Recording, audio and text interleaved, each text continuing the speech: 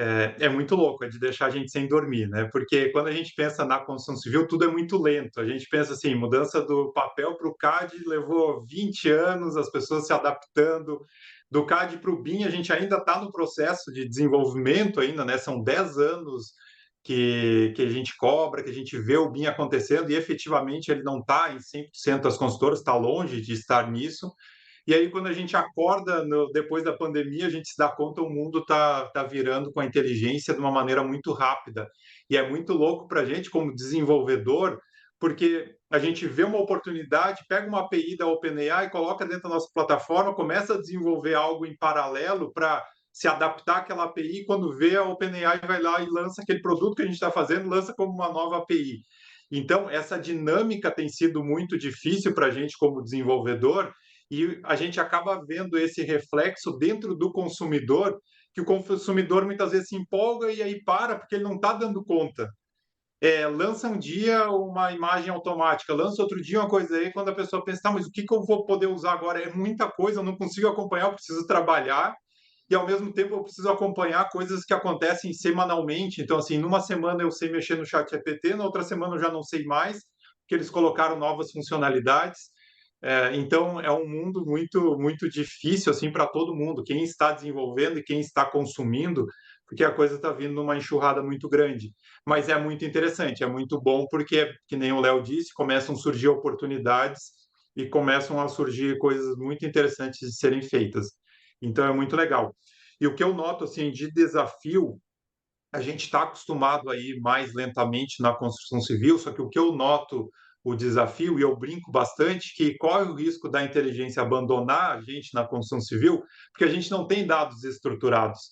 Quando a gente olha para dentro do projeto, a gente quer industrializar a construção civil, a parte final, mas quando a gente olha para o projeto, a gente ainda discute coisas básicas de planejamento, coisas básicas de custos, e mesmo repetindo aquele mesmo projeto, ou aquele banheiro num empreendimento novo, a gente ainda discute coisas bem pequenas. Isso para a inteligência é muito ruim, porque ela não consegue absorver os dados estruturados ou padronizados, conseguir analisar aquilo e dar uma resposta automaticamente.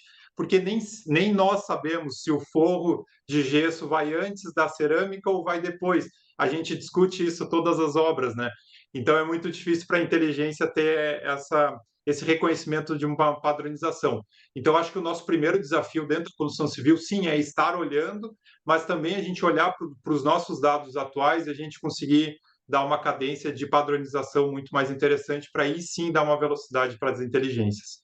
Então, acho que esse é o nosso primeiro desafio, organizar esses dados, né?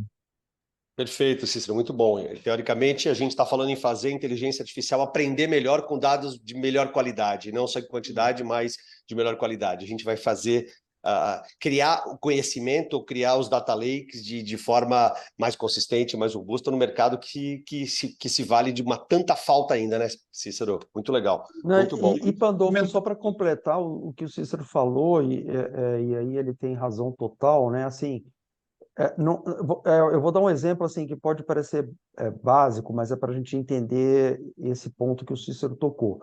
A gente pode ter, por exemplo, 1.000 dados de 1.000 obras, tá certo? E pode ter dois resultados completamente diferentes.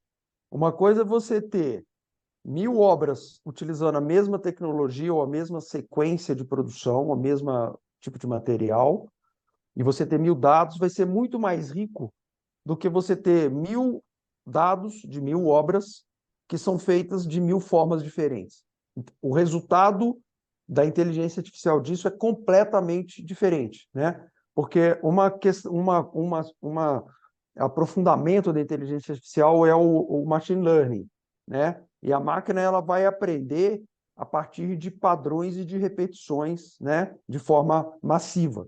Então, a velocidade com que a gente vai avançar é exatamente na velocidade com que a gente consegue ter padrões, coleta de dados, mas além da coleta de dados, padrões de execução. Obviamente que nós vamos caminhar para um mundo que, em algum momento, a máquina vai conseguir pegar essas 1.000 obras diferentes e talvez propor, medir resultado, falou, cara, o melhor jeito de fazer é o 995, né? Mas a gente ainda está distante disso. Mas até para ela fazer isso, ela precisa ter uma base de dados tão gigantesca para poder realmente propor, entender e aplicar as melhores soluções. Então, é só um exemplo do que o Cícero está falando. Os desafios são, primeiro, coletar dados. Beleza. Então, já é um problema para a gente no Brasil, porque a gente é extremamente fragmentado, não tem cultura de coleta de dados, não tem muitos experts em database, né? Então a gente forma pouco isso, e a cultura das empresas não é de estruturar isso, né? Esse é o primeiro. O segundo é, além de coletar dados, a gente tentar fazer padrões de execução nas coisas, que é o que o Cícero está falando, né? Se a gente não sabe ainda o que vem primeiro numa obra, e cada obra você tem que rediscutir isso, a gente vai retardar o processo. Não é que a gente não consegue fazer, a gente retarda o processo de aplicação de inteligência artificial. Então, é só para ilustrar aí o que ele está falando. Perfeito, perfeito, né? Muito legal, muito legal.